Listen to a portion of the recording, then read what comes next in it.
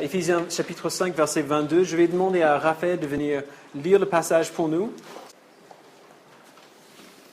Femmes, soumettez-vous à votre mari comme au Seigneur. Car le mari est le chef de la femme, comme Christ est le chef de l'Église qui est son corps et dont il est le sauveur. Mais tout comme l'Église se soumet à Christ, que les femmes aussi se soumettent en tout à leur mari. Marie, aimez votre femme comme Christ a aimé l'Église. Il s'est donné lui-même pour elle, afin de la conduire à la sainteté après l'avoir purifiée et lavée par l'eau de la parole, pour faire paraître devant lui cette Église glorieuse, sans tache, ni ride, ni rien de semblable, mais sainte et irréprochable. C'est ainsi que les maris doivent aimer leur femme, comme leur propre corps. Celui qui aime sa femme s'aime lui-même. En effet, jamais personne n'a détesté son propre corps. Au contraire, il le nourrit et en prend soin. Tout comme le Seigneur fait pour l'Église, parce que nous sommes les membres de son corps, formés de sa chair et de ses os. C'est pourquoi l'homme quittera son père et sa mère, s'attachera à sa femme, et les deux ne feront qu'un. Ce mystère est grand, et je dis cela par rapport à Christ et à l'Église. Du reste, que chacun de vous aime sa femme comme lui-même, et que la femme respecte son mari. Merci Raphaël, c'est la parole de Dieu. Alors, ne paniquez pas encore. On va voir tout cela en plus de détails tout à l'heure. Prions. Seigneur, je te remercie pour ce passage qui m'a troublé profondément la première fois que je l'ai étudié, il y a longtemps, mais dont je retiens encore les bienfaits, moi et mon épouse. Ce que tu nous dis ici est merveilleux sur bien de plans, pas uniquement le plan des relations entre les hommes et les femmes. Alors je prie, Père, que tu nous donnes d'honorer ta parole aujourd'hui, de ne pas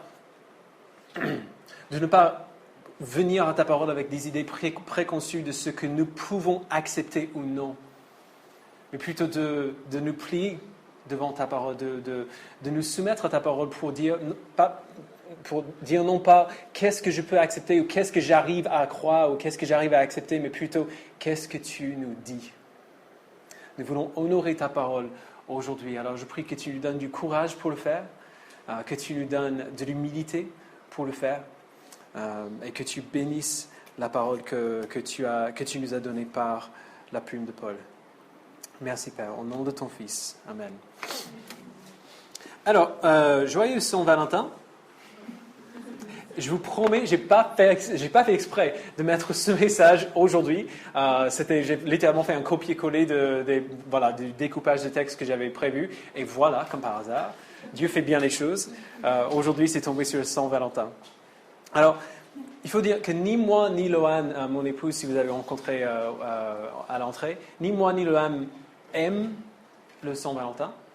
Et j'en suis très reconnaissant d'ailleurs. En fait, elle m'a interdit tout au début de notre mariage de faire quoi que ce soit le jour du Saint-Valentin. Elle dit, le jour avant, ok. Le jour d'après, ok. Tous les autres jours de l'année, pourquoi pas. Le 14, on fait rien.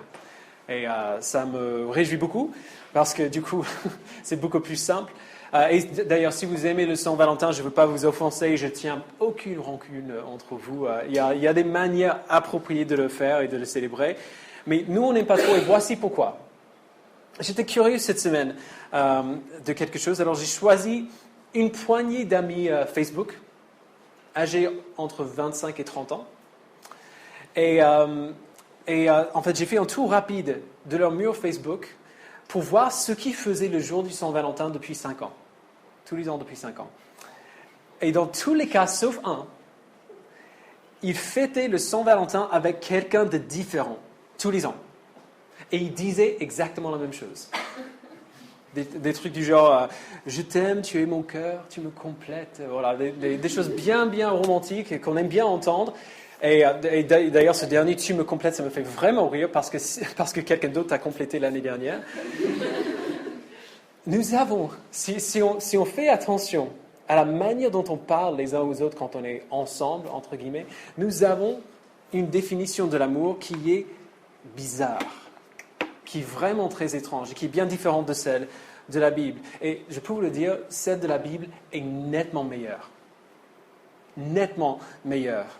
Plus dure, oui, mais beaucoup, beaucoup mieux. On n'a pas besoin d'un jour pour célébrer l'amour. La Bible nous donne un véhicule parfait pour vivre et pour célébrer l'amour et toutes ses implications. Il s'appelle le mariage. Mon épouse et moi, on est mariés depuis 13 ans, cet avril. Donc ça va faire notre 13e anniversaire de mariage le 28 avril. Et quand on dit cela aux gens qui vivent à Paris, ils ont tendance à nous regarder comme si on venait de pousser une corne sur le front. 13 ans? Vous êtes mais déjà mariés? Vous êtes mariés? Vous êtes jeunes? Mais depuis 13 ans? À Paris, les gens aiment beaucoup la vie célibataire. Et si vous êtes parisien, vous savez de quoi je parle. Les gens aiment bien, on y tient fermement. On accepte peut-être de vivre ensemble, on accepte à la limite d'être paxé si la fille pousse vraiment, insiste vraiment sur le fait de le faire. Mais le mariage, qui a besoin de cela? C'est tellement contraignant que ça ne vient même pas à l'esprit de la plupart des gens. Alors aujourd'hui, on va commencer à parler d'un passage qui crée beaucoup de divisions, même à l'enceinte de l'Église, parce que non seulement il va dire des choses sur les hommes et les femmes qu'on comprend mal, qu'on a du mal à comprendre, mais aussi parce qu'il présente le mariage comme quelque chose de profondément beau, alors que dans notre société, le mariage convient peut-être à certains, mais pour la plupart des gens, c'est plus contraignant qu'autre chose. Alors j'espère que parler de ce sujet va nous permettre d'ouvrir nos yeux à la beauté du mariage, si on croit ce que dit la Bible, le don incroyable qu'il est. Et j'espère aussi que vous qui êtes célibataires, ça va vous aider à voir pour quel type de mariage prier et quel type de mariage attendre. Et si vous êtes marié déjà, j'espère que parler de ce passage va vous donner plus d'espoir pour ce que le mariage peut être. Parce que c'est bien meilleur que ce qu'on imagine la plupart du temps. Alors aujourd'hui, on va le faire sur 3 semaines. Donc on va prendre notre temps, comme c'est un sujet qui est bien chargé, où on a beaucoup de questions. On va prendre 3 semaines. Aujourd'hui, on va faire un survol théologique du mariage. Donc si vous venez, si vous avez entendu l'annonce qu'on allait parler de ça aujourd'hui, et vous attendiez que je dise concrètement ce que c'est pour un homme et pour une femme dans le mariage, désolé de vous décevoir, ce n'est pas aujourd'hui, c'est à partir de dimanche de la semaine prochaine. La prochaine fois, on va parler du rôle des hommes dans le mariage, et puis la fois suivante, on va parler du rôle de la femme dans le mariage. Aujourd'hui, ça va plutôt qu'est-ce que c'est que le mariage et qu'est-ce que le mariage n'est pas. Donc un survol théologique. Mais avant même de commencer cela, je sais que ça fait une introduction très longue, mais c'est nécessaire. Il faut qu'on voit ce qu'on a déjà vu dans la lettre parce que c'est extrêmement important pour comprendre ce que Paul va dire ici.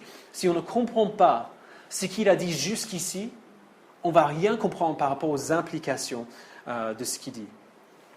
Donc pour juste faire un résumé rapide, la Bible est l'histoire de Dieu qui poursuit son peuple rebelle. Il a créé les êtres humains qui se sont rebellés contre lui et qui ont été infectés de leur rébellion comme un cancer, qui du coup corrompt tout. À cause du péché d'un seul homme, toute l'humanité entière et le monde entier a été séparé de Dieu et entièrement perdu. Alors Dieu a poursuivi son peuple. On ne pouvait pas aller jusqu'à lui, et donc il est venu jusqu'à nous. Il poursuit son peuple. Il a envoyé son Fils pour être puni à la place de son peuple infidèle. Donc Jésus-Christ a pris sur lui-même toute notre rébellion, toute notre imperfection, tout notre péché, et il a absorbé la colère de Dieu contre nous comme une éponge qui absorbe de l'eau. Ce qui veut dire que maintenant, il ne reste plus de colère de Dieu pour nous. Et donc, nous pouvons être réconciliés avec lui. Alors, on aurait peut-être envie de nous arrêter là, mais ce n'est pas tout. Dieu ne voulait pas simplement sauver les personnes, moi et toi et toi et toi. Il voulait sauver un peuple. Donc, le but n'était pas uniquement des personnes individuelles, mais tout un peuple. Jésus-Christ est mort pour nos péchés et a été ressuscité pour notre justice afin de faire de nous un peuple totalement pur et juste et saint. Donc, aujourd'hui, c'est ce que nous sommes. Paul nous le dit sans cesse depuis le départ, c'est vrai pour nous aujourd'hui. Dieu nous a déjà déclarés saints parce que Christ nous a donné sa sainteté à lui. Mais bien sûr, on ne vit pas tous comme si nous étions saints. Je dirais plutôt, personne ne vit comme si nous étions saints. Alors Jésus-Christ a envoyé son esprit après, pour nous changer, pour nous modeler, pour nous permettre de vivre comme Dieu le veut, pour nous aider à vivre en pratique ce que nous sommes vraiment en réalité. Et un jour, Jésus va prendre toutes ces personnes, tous ces groupes disparates de personnes qu'il a rendus à son image, qu'il a perfectionné, qu'il a rendu saints par son esprit. Il va les présenter devant Dieu, absolument parfaites, déclarées parfaites juste grâce à la justice et à la perfection de Jésus, et empiriquement parfaites grâce à l'œuvre transformatrice de l'Esprit. Le but de Dieu était plus grand, beaucoup plus grand que simplement sauver des personnes, son plan, et de faire tout le nécessaire pour rendre un peuple pécheur saint, et pour nous donner accès à tout ce qu'il est pour toute l'éternité. Et si on ne comprend pas tout ça, si on n'a pas saisi tout cela, tout ce que Paul va dire sur le mariage va sembler démodé et légaliste.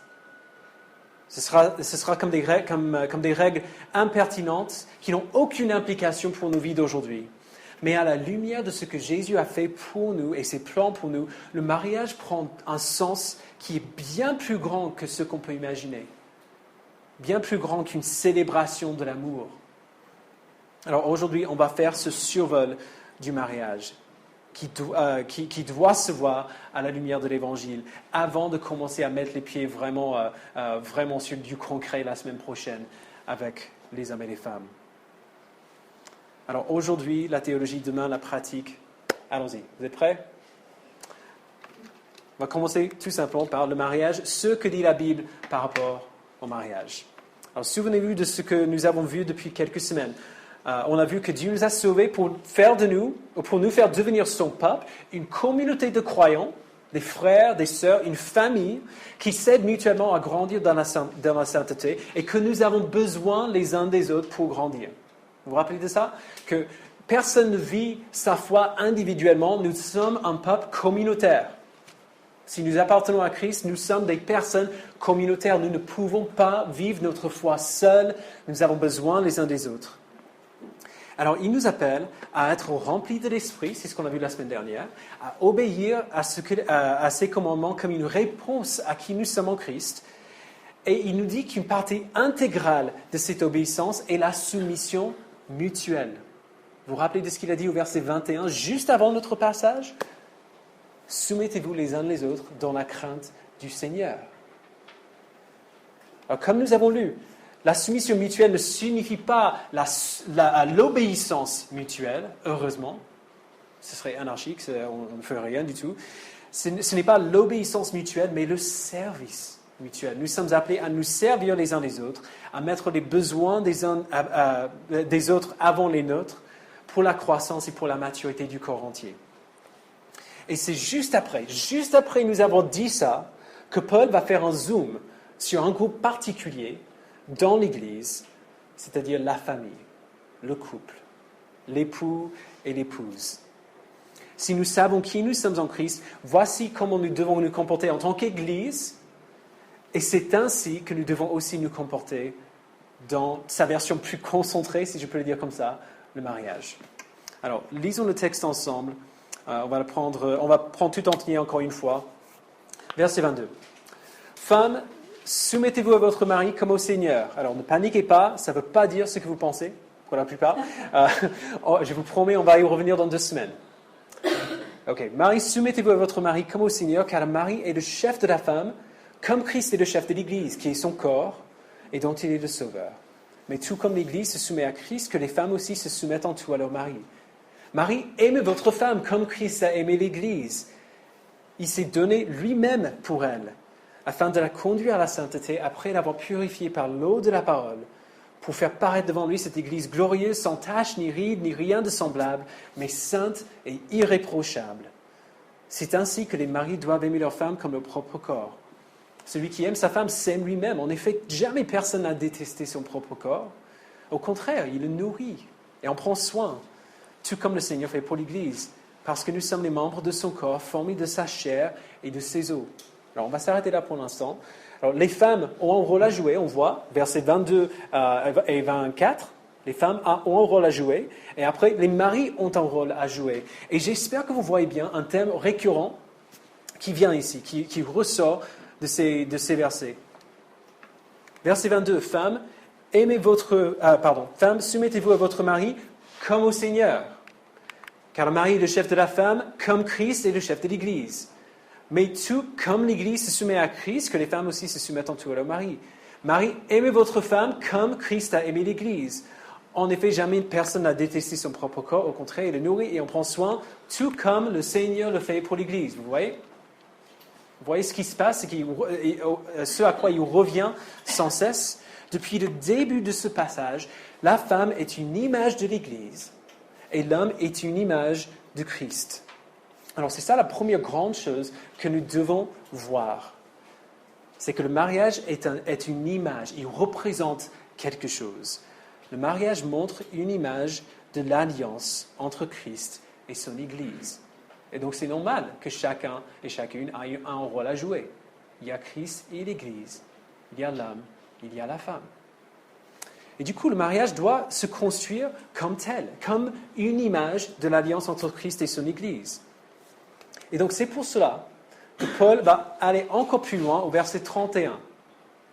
C'est pourquoi l'homme quittera son père et sa mère, s'attachera à sa femme, et les deux ne feront qu'un. Alors, on a déjà entendu ça, quelque part dans la Bible. Ce n'est pas la première fois que ces mots apparaissent dans la Bible. Où est-ce qu'on l'a trouvé la première fois? Vous vous rappelez? Dans Genèse, chapitre 2. Alors, souvenons-nous de l'histoire. Vous pouvez vous tourner si vous voulez, mais je vais les mettre le verset sur l'écran. Dans Genèse 2, Dieu crée l'homme. L'homme est parfait, la terre est parfaite, donc il vit dans un monde parfait, le jardin est parfait. Le péché n'est pas encore arrivé dans le monde pour tout corrompre. Donc on est encore dans cet état de perfection absolue pour l'homme, pour les animaux, pour toute la terre. Et tout de même, avant que le péché arrive, Dieu dit, il n'est pas bon que l'homme soit seul. Alors il crée la femme. Il enlève un des côtes d'Adam et il l'utilise pour créer la femme. Il amène la femme vers l'homme et lui la présente. Et c'est là où on voit au verset 23, l'homme dit, voici cette fois celle qui est faite des mêmes os et de la même chair que moi. On l'appellera femme parce qu'elle a été tirée de l'homme. C'est pourquoi l'homme quittera son père et sa mère, s'attachera à sa femme, et les deux ne feront qu'un. Alors maintenant, revenons à Éphésiens 5. C'est exactement les mêmes mots. Paul vient de nous parler du mariage comme une image de la relation entre Christ et son Église. Et puis il cite Genèse 2, 24, mot à mot, dans Éphésiens 5, 31.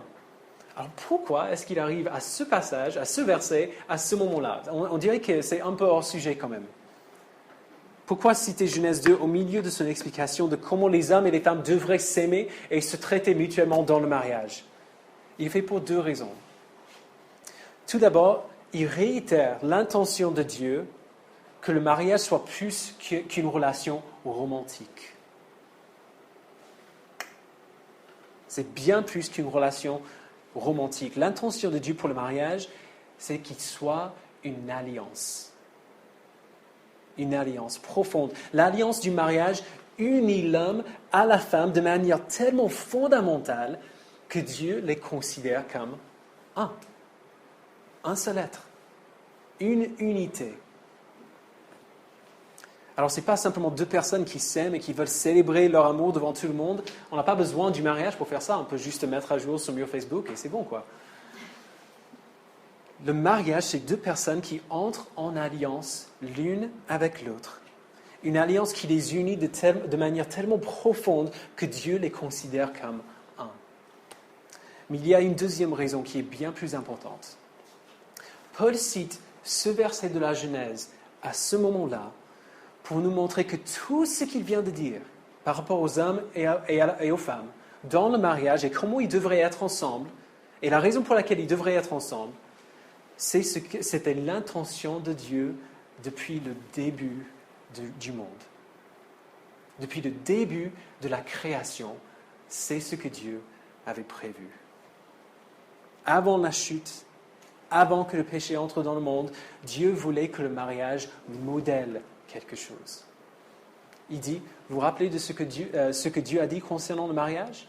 C'est pourquoi l'homme quittera son père et sa mère, s'attachera à sa femme, et les deux ne feront qu'un. Verset 32, regardez. Ce mystère est grand, et je dis cela par rapport à Christ et à l'Église. Littéralement, je dis que cela parle de Christ et de l'Église. Le mariage existe pour montrer au monde une image de l'alliance entre Christ et son Église. Et en citant Genèse 2 ici, qui parle d'une période avant que le péché fasse son apparition, Paul nous montre que c'était comme ça depuis le début. Que le mariage d'Adam et Ève était un modèle, une image de Christ et son Église. Alors que Christ et son Église n'étaient même pas encore arrivés. Alors, voilà ce qu'est le mariage. C'est tout simple. Le mariage est une image de l'alliance entre Christ et son Église. C'est un symbole de quelque chose de beaucoup plus profond. Et ce n'est pas quelque chose, ce que Paul dit ici, ce n'est pas quelque chose qui est déterminé par la culture de l'Église d'Éphèse à l'époque, ou quelque chose qui était déterminé par autre chose, mais qui n'a pas encore à voir avec nous aujourd'hui dans notre culture. Non, non. Il dit que c'était l'intention pour tous les hommes, pour toutes les femmes, pour tous les mariages depuis le début des temps. Mais ce passage nous dit aussi ce que le mariage n'est pas. Il y a beaucoup d'idées reçues concernant ce que c'est que le mariage chrétien particulièrement. Alors j'aimerais juste faire le tour de quelques idées reçues à la lumière de ce qu'on voit dans son passage avant de terminer. Donc la première, idée reçue numéro 1, le mariage est une institution humaine. Alors ça, on a déjà vu. On imagine que le mariage est quelque chose que les êtres humains ont créé, quelque chose qu'on a mis en place pour maintenir l'ordre dans la société. Mais on voit ici que ce n'est pas vrai. En faisant le lien entre Éphésiens 5 et Genèse 2, qui est le premier mariage, Paul nous montre que c'est Dieu qui a créé le mariage. Ce n'est pas les hommes. C'est Dieu. C'était son idée à lui que le mariage ait lieu. Et on a même dans Genèse 2 une image très très belle de ce qu'on pourrait voir comme la première cérémonie de mariage. Je mets sur l'écran, verset 21. Alors l'Éternel fit tomber un profond sommeil sur l'homme qui s'endormit. Il prit une de ses côtes et referma la chair à sa place. L'Éternel Dieu forma une femme à partir de la côte qu'il avait prise à l'homme et l'amena vers l'homme. L'homme dit, voici cette fois celle qui est faite des mêmes os et de la même chair que moi. On l'appellera femme parce qu'elle a été tirée de l'homme. C'est pourquoi l'homme quittera son père et sa mère et s'attachera à sa femme, et ils ne feront qu'un. Alors c'est très beau. Dieu amène la femme vers l'homme comme un père qui amène sa fille vers son futur époux le jour du mariage. C'est magnifique. Et l'homme est tellement bouleversé par cette femme qu'il voit pour la première fois. Il est tellement bouleversé qu'il commence spontanément à chanter. C'est de la poésie. Voici cette fois celle qui est faite des mêmes os et de la même chair que moi. Il ne peut pas contenir sa joie et donc il commence à chanter. C'est ça on parlait de ça la semaine dernière. C'est très très beau et ce n'est pas quelque chose que nous avons inventé. Le mariage est la création de Dieu. Alors numéro 2. Selon la Bible, dans le mariage, les hommes règnent et les femmes sont esclaves. Et j'avoue, quand on lit ce passage, c'est un peu à ça qu'on pense. Hein. C'est un peu l'impression que nous avons. Il y a ceux qui diraient que la Bible est un livre magiste, qui cherche à rabaisser les femmes, surtout rabaisser les femmes. On imagine que dans le mariage chrétien du coup, ce qui se modèle d'après la Bible, l'un domine alors que l'autre subit, alors que c'est tout le contraire. Pas dans le sens où, en fait, c'est l'autre qui règne et l'autre qui subit. Mais on va voir ça beaucoup plus dans les semaines à venir. Mais encore une fois, souvenons-nous du contexte de notre passage. On ne peut pas comprendre ce que Paul dit ici sans se rappeler de ce qu'il vient de dire avant. Il vient juste après, ce passage vient juste après chapitre 5, versets 18 à 21, qui dit « Soyez au contraire remplis de l'esprit. Dites-vous des psaumes, des hymnes, des cantiques spirituels. Chantez, célébrez de tout votre cœur les louanges du Seigneur. Remerciez constamment Dieu le Père pour tout. Au nom de notre Seigneur Jésus-Christ, soumettez-vous les uns aux autres dans la crainte de Dieu. » Alors, Paul ne dit pas tout cela. Il ne dit pas le verset 21 pour se contredire juste après, en disant « Femmes, soumettez-vous à votre mari comme au Seigneur ». Ce n'est pas une contradiction. de ce qu'il vient de dire. Il donne le cadre. Okay? Il donne le cadre ici. Tout ce que je vais dire maintenant concernant le mariage entre dans ce cadre. Ce cadre des gens remplis de l'esprit, qui s'encouragent mutuellement et qui se soumettent les uns les autres dans la crainte du Seigneur.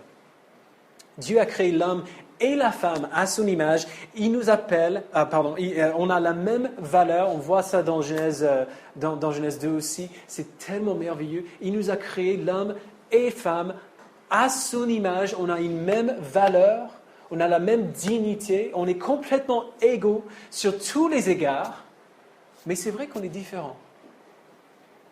On est égaux, mais on n'est pas pareil, on est différents. Et en plus des différences physiques qui sont faciles à voir quand même, Dieu nous donne des appels qui sont différents. Il nous appelle à des tâches qui sont différentes. Il nous appelle tous les deux, hommes et femmes, à nous servir mutuellement, à nous soumettre mutuellement l'un à l'autre, à mettre les besoins de l'autre au-dessus de nos propres besoins, mais il nous appelle à le faire de manière différente. Dans le mariage, l'homme et la femme se soumettent l'un à l'autre. Ils se servent l'un et l'autre et ils le font de manière particulière. Alors tout ce que Paul dit ici dans notre passage d'aujourd'hui, entre versets 22 et 33, tout ce qu'il dit parle du service. Voici comment une femme sert son mari, voici comment un homme sert sa femme. Il n'y en a pas un qui domine, les deux sont au service de l'autre. Le mariage et la manière dont un homme et une femme se servent mutuellement dans le mariage est une image de l'alliance entre Christ et son Église. Jésus sert l'Église. On est d'accord. Jésus sert l'Église et l'Église sert Jésus en retour. Ce n'est pas une surprise pour nous qui sommes chrétiens. Jésus a servi l'Église jusqu'à la mort.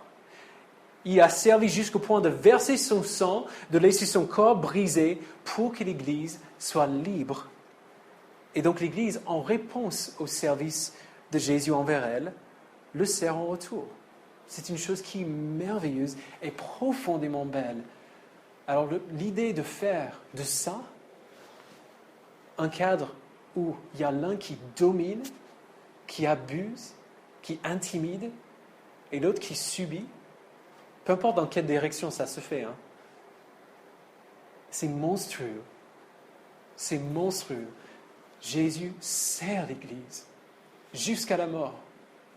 Et l'Église sert Christ en réponse. Et le mariage est une image microscopique de cette relation-là. Alors, idée reçue numéro 3. Le mariage et la communauté de l'Église doivent rester séparés l'un de l'autre. Le mariage est fait pour être célébré et vécu dans le contexte de la communauté plus large de l'Église. Après notre mariage, moi et Loan, disons qu'on est disparu pendant 3 bonnes semaines, au moins. On ne voyait personne, en fait. Et au début, c'est normal. C'était combien de temps avant que vous voyez, quand vous voyez Philippe et Mandy après votre mariage? 3 semaines à peu près. Il y a une période lune de miel. Et c'est tout à fait normal qu'on s'éloigne un petit peu des autres parce qu'on est mariés maintenant. On peut faire des choses maintenant qu'on ne pouvait pas faire avant. Et donc, on veut s'en profiter. On veut profiter au maximum de ce temps que nous avons ensemble. Mais il y en a qui disent très souvent que même après le retour à l'Église, que maintenant, en fait, il y a une sorte de mur entre nous, la famille, et la famille de l'Église. Mais si on se souvient encore du contexte de notre passage, Paul vient de passer tout ce temps à parler de la famille de Dieu, de l'Église, de la communauté. Et ici, il ne change pas de sujet. Il ne change pas de sujet. Il ne fait qu'attirer notre attention à ce petit sous-groupe qui est à l'intérieur de ce plus grand groupe qui est l'Église. Le mariage est une version concentrée de ce qui doit se passer dans l'Église. Et s'il va être un mariage comme Dieu l'entend, il doit se vivre dans le contexte de ce plus grand groupe. Tout comme un individu ne peut pas vivre sa foi seul, un mariage ne peut pas vivre sa foi seul. Nous avons passé plusieurs semaines à voir comment l'Église doit vivre ensemble, Vous vous rappelez que nous devons dire la vérité dans l'amour, se supporter les uns les autres, laisser toute amertume, toute fureur, toute colère, tout éclat de voix, toute calomnie et toute forme de méchanceté disparaître du milieu de nous, d'être bons et pleins de compassion les uns envers les autres, nous pardonner réciproquement comme Dieu nous a pardonné en Christ. Alors, si on trouve ça difficile à faire dans le contexte de l'Église, ça n'a rien à voir avec la difficulté que nous aurons de mettre ça en pratique dans le contexte du mariage. Rien à voir. On pensait qu'on était patient avant. Attends un petit peu. On va voir ce que c'est que la patience. C'est quand même pas la même chose. Et donc, du coup, si dans l'Église, on a du mal à faire ça, et on a besoin de nos frères et sœurs pour pouvoir grandir dans cela, d'autant plus dans le contexte du mariage qui est nettement plus difficile. Paul nous a dit que le meilleur outil pour grandir dans la sainteté, c'est l'Évangile vécu dans le contexte de la communauté. Vécu les uns avec les autres. Alors si on veut réussir à faire de même dans le mariage, le besoin de la communauté est d'autant plus grand. Le mariage est bien plus que la vie communautaire de l'Église, mais elle n'est jamais moins que cela. Il est fait pour être vécu dans ce contexte. Alors, dernière idée reçue. Le mariage est une célébration de l'amour romantique. Alors, il y a bien de l'amour romantique dans le mariage. Okay? Rassurez-vous, le mariage n'a pas de sens s'il n'y a pas d'amour romantique, s'il n'y a pas de passion, s'il n'y a pas d'attirance, s'il n'y a pas d'intimité, le mariage n'a pas de sens. Ah, c'est des colocataires, c'est des amis, c'est pas un époux et une épouse. Sans attirance mutuelle, sans passion, c'est juste un arrangement, un échange de services rendus. Mais célébrer l'amour romantique entre un homme et une femme n'est pas le but principal du mariage. Le mariage n'existe pas principalement pour cela. Le but du mariage est de rendre visible l'alliance que Christ a faite avec l'Église. L'Église est l'épouse de Christ. Et Jésus s'est fait battre et clouer à une croix pour pouvoir être uni à elle. Alors regardez notre texte encore, verset 25. Il s'est donné lui-même pour elle, afin de la conduire à la sainteté, après l'avoir purifiée et lavée par l'eau de la parole, pour faire paraître devant lui cette Église glorieuse, sans tache ni ride, ni rien de semblable, mais sainte et irréprochable. Il a sauvé son Église pour être uni à elle, pour la rendre sainte et parfaite, une Église qui lui convient. Lui, le Messie, le Créateur de l'univers, il est mort pour faire de nous une épouse qui lui convient. Et maintenant que l'Église est à lui, maintenant qu'il a fait ce travail et qu'il a gagné la victoire pour unir l'Église à lui-même, il prend soin d'elle. Verset 29. En effet, jamais personne n'a détesté son propre corps. Au contraire, il le nourrit et en prend soin, tout comme le Seigneur le fait pour l'Église, parce que nous sommes les membres de son corps, formés de sa chair et de ses os. L'amour de Jésus pour son Église est un amour impensable. Impensable. Et extrêmement différent de ce que nous pensons de l'amour dans notre culture. C'est un amour qui ne se limite pas aux sentiments. Parce que est-ce que l'Église aime toujours Jésus parfaitement? Est-ce que vous aimez toujours parfaitement Jésus-Christ?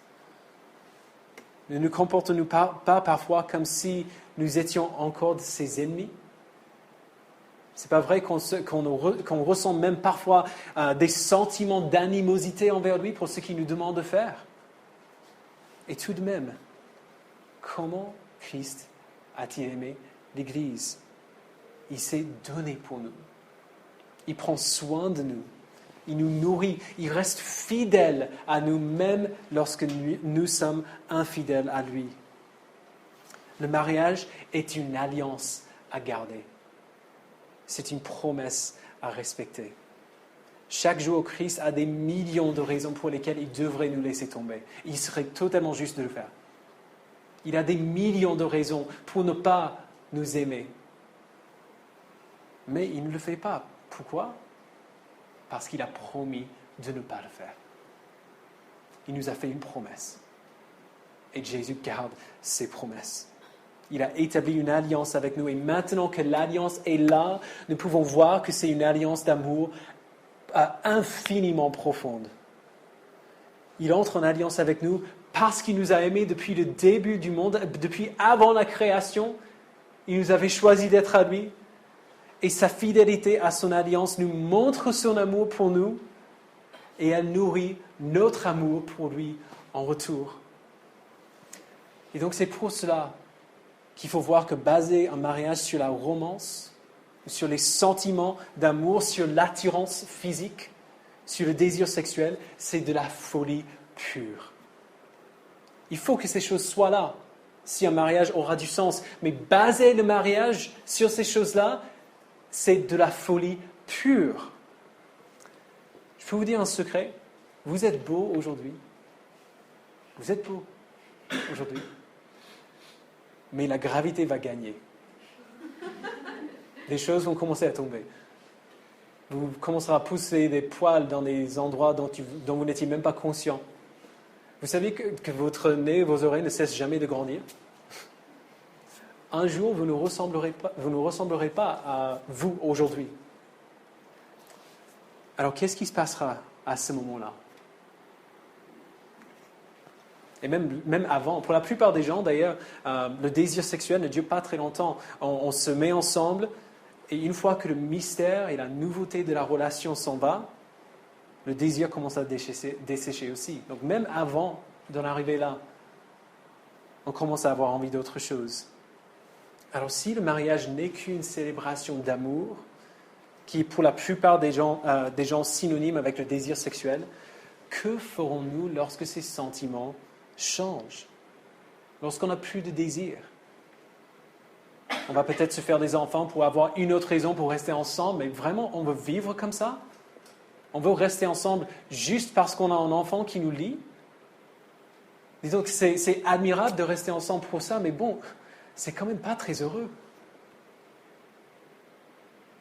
Est-ce qu'on ne va pas chercher notre satisfaction ailleurs quand ces sentiments commencent à changer? Est-ce qu'on ne va pas nous tourner vers un des sites pour les liaisons extramaritales qui existent maintenant?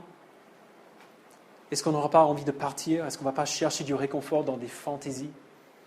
Le vrai mariage n'est pas moins qu'une célébration de l'amour. C'est une célébration de l'amour. Mais il est bien plus que cela. Nous ne pouvons pas baser le mariage sur l'amour seul. Il ne peut pas supporter ce poids. Alors, pour résumer, après avoir parlé à l'Église, de l'Église, dans Éphésiens 1 à 5, 21, Paul se focalise sur les couples mariés dans l'Église pour montrer que tout ce qu'il nous appelle à faire en tant que communauté est exprimé de manière magnifique et encore plus profonde dans le contexte d'une relation d'alliance entre un homme et une femme. L'alliance entre Christ et son Église est la relation la plus profondément belle de l'histoire de l'humanité. Et donc le mariage existe pour donner à ce monde pécheur un avant-goût, une petite idée de ce que c'est. Et encore plus, il existe pour que nous puissions, mari et femme, vivre la profondeur de cette alliance d'une manière particulièrement belle. Avant qu'on soit mariés, on est unis à Christ et c'est merveilleux. On fait partie de cette relation la plus belle, la relation avec Jésus-Christ. On fait partie de son Église qui est l'épouse de Christ. Mais c'est vrai que après qu'on se marie, on comprend quand même cette relation de manière un peu particulière. Parce qu'on le vit. On le vit avec une personne à laquelle on est fidèle. On peut le pratiquer, en faire l'expérience de manière unique. Marie, aimez vos femmes comme Christ a aimé l'Église. Christ aime l'Église. Et puisqu'il aime l'Église, il garde toujours ses promesses envers elle. Même lorsqu'elle est infidèle, même lorsqu'elle est difficile, même quand c'est douloureux. Un homme modèle Christ et une femme modèle l'Église. Et par cette relation de fidélité radicale l'un à l'autre, ensemble, ils donnent au monde une image concrète et visible de la fidélité de Dieu à l'Église et la rédemption de l'Église par Christ. Alors si on veut savoir pourquoi ça vaut la peine de poursuivre la vie avec Jésus, on en a une image microscopique en observant un homme et une femme qui vivent leurs responsabilités dans le mariage comme Dieu le veut. Un couple qui vit leur vie comme ça vivra un amour qui n'a rien à voir avec un amour sentimental d'une comédie romantique. Ce sera un amour qui dure, un amour qui est profond, un amour qui reflète l'amour avec un A majuscule que nous pouvons à peine imaginer, l'amour de Christ pour son Église. Comme on va voir pendant les 2 semaines à venir, un tel mariage, bien qu'imparfait à cause du péché, est solide et profondément désirable. Profondément désirable. Alors, juste 2 choses avant de terminer. Si vous êtes célibataire aujourd'hui et si vous vous tenez à votre vie célibataire, disons que la Bible dit qu'il y a des gens qui ont ce don, on appelle ça le don du célibat, souvent dans l'Église, qui peuvent rester toute leur vie sans avoir de rapport sexuel et ça ne les gêne pas du tout.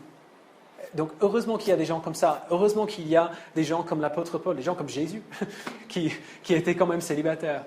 Heureusement qu'il y a des célibataires dans ce monde. Mais si vous vous opposez au mariage parce qu'il est contraignant, je vous invite à réfléchir sur la beauté de ce que Dieu nous dit concernant le mariage ici, sur le don qu'il nous donne par lui. De voir le mariage comme quelque chose de beau, comme quelque chose de désirable, parce qu'il est vraiment désirable. Et pour vous les autres, peut-être que vous avez voulu être mariés, mais ça n'a pas marché, ou peut-être que vous étiez mariés avant et que ça s'est terminé par le divorce. Là où l'idéal manque, la grâce abonde. On va voir ça dans les semaines à venir pour les hommes, pour les femmes, pour les responsabilités que l'homme il a dans le mariage, pour une femme célibataire par exemple, une mère célibataire. Là où l'idéal manque, la grâce abonde. Dieu nous donne un idéal dans ce passage, mais je ne veux pas que vous vous sentiez éloignés de la promesse qu'il nous donne dans ce livre, parce que vous n'avez pas vécu cet idéal, parce que vous vous faites peut-être abuser par un homme ou abuser par une femme dans le passé. Là où l'idéal manque, la grâce abonde. Dieu garde toujours ses promesses envers son peuple.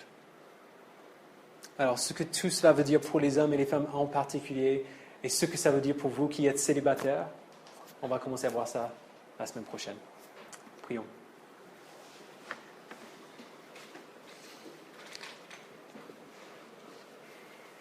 Père, nous te remercions de ton œuvre merveilleuse pour nous à la croix,